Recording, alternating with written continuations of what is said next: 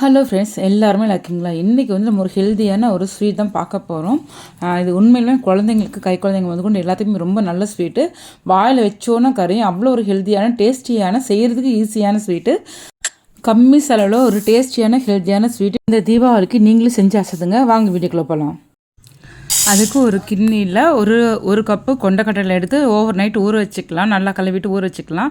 பாருங்கள், இந்தளவுக்கு ஊறி இருக்கணும். இதை திரும்பி இன்னொரு கழுவிட்டு குக்கரில் போட்டு 4 விசில் விட்டு கொஞ்சம் உப்பு போட்டு வேக வச்சு எடுத்துக்கலாம்.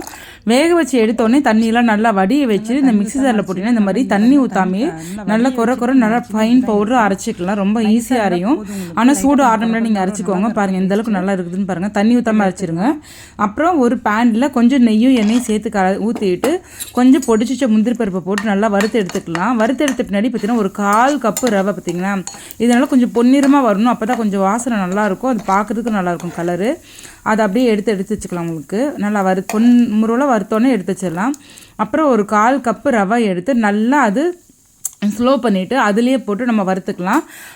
எண்ணெய் நெய்யும் அதெல்லாம் பிரிஞ்சு தனித்தனியாக வர அளவுக்கு எல்லாம் ஒன்று சேர்ந்து பிரிஞ்சு வரணும்.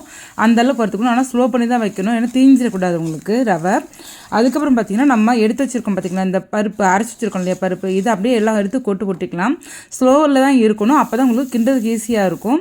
எல்லாமே திரும்பி இது எல்லாமே ஒன்றா சேர்ந்து ஒன்று கலந்து வர மாதிரி நல்லா ஃப்ரை பண்ணிக்கலாம். உங்களுக்கு எல்லாம் ஒன்று திரண்டு வந்தோடனே இன்னொரு சைடில் அடுப்பில் வந்து நீங்கள் 1 கப்பு தண்ணி நல்லா கொதிக்க வச்சுக்கோங்க. அது வரைக்கும் இதை கிண்டுற வரைக்கும் இதில் கொதிக்கட்டும். பாருங்கள், எல்லாம் ஒன்று திரண்டு எல்லாம் ஒன்றாயிடுச்சு. இப்போ அந்த கொதிக்கிற தண்ணி எடுத்து இதில் ஊற்றிக்கலாம்.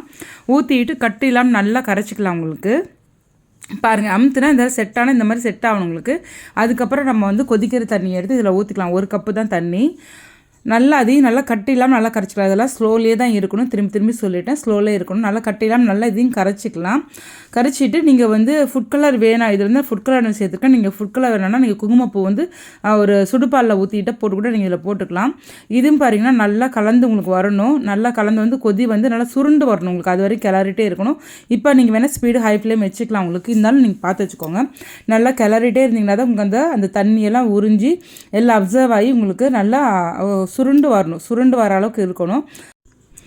பாருங்கள், இந்தளவு நல்லா ஒட்டாமல் உங்களுக்கு சுருண்டு வரணும். அதுக்கப்புறம் பார்த்திங்கன்னா நீங்கள் 1 கப்புலேருந்து 1.5 கப் வரைக்கும் நீங்கள் சர்க்கரை எவ்வளோ வேணும் போட்டுக்கலாம். நான் வந்து 1/4 கப்பு போட்டிருக்கேன். இது வந்து நீங்கள் 1/4 கப்பு போட்டு கொஞ்சம் தூள் உப்பு போட்டுக்கணும். இது போட்டிங்கன்னா இந்த சர்க்கரையோட அளவு குறைக்கும், ஸ்வீட்டோட தன்மை தூக்கி கொடுக்கும். உங்களுக்கு குங்குமப்பூ நான் ஃபுட் கலர் ஆட் பண்ணியிருக்கேன். நீங்கள் ஃபுட் கலர் வேணும்னா நீங்கள் குங்குமப்பூ வந்து சுடுபாலில் ஊற வச்சு நீங்கள் அதை கூட மிக்ஸ் பண்ணிக்கலாம். இது வந்து இப்போ ஸ்லோ பண்ணிவிட்டு நல்லா இதையும் மிக்ஸ் பண்ணிக்கணும். இதெல்லாம் நல்லா மிக்ஸ் ஆன பார்த்திங்கன்னா நல்லா தண்ணி அந்த சர்க்கரை இலகி தண்ணியாக நல்லா கொதிக்க ஆரம்பிக்கும், கையில் தெரிக்கும். அப்போ வந்து திரும்பி நீங்கள் வந்து மீடியம் ஃப்ளேமில் வச்சுட்டு மூடி வச்சிடணும்.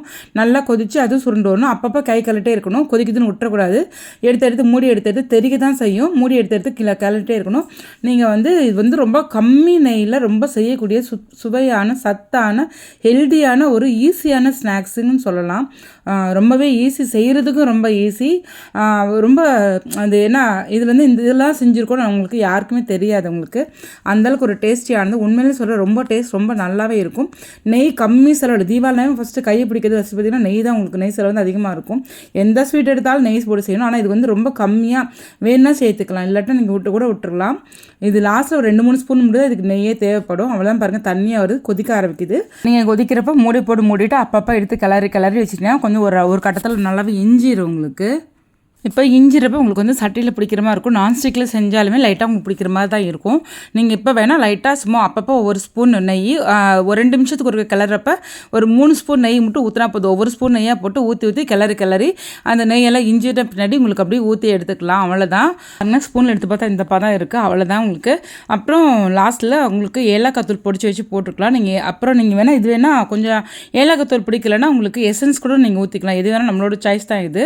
நான் ஏலக்காய் தூள் தான் போட்டிருக்கேன். அதையும் போட்டு நல்லா கிளறிட்டு கடைசியில் நம்ம வறுத்து வச்சுருக்க பொடி பருப்பு இருக்குது, முந்திரி பருப்பு இருக்குது இல்லைங்களா, அது மேலால் போட்டு நல்லா கிளறி எடுத்து சர்வ் பண்ணால் சும்மா கொண்டான்னு சொல்லுவாங்க. உங்களுக்கே இருக்காது, பார்த்துக்காங்க. அவ்வளோ ஒரு சூப்பரான ஹெல்தியான இது வயசானவங்க குழந்தைங்க கொண்டு எல்லாருமே சாப்பிட்டுக்கலாம்.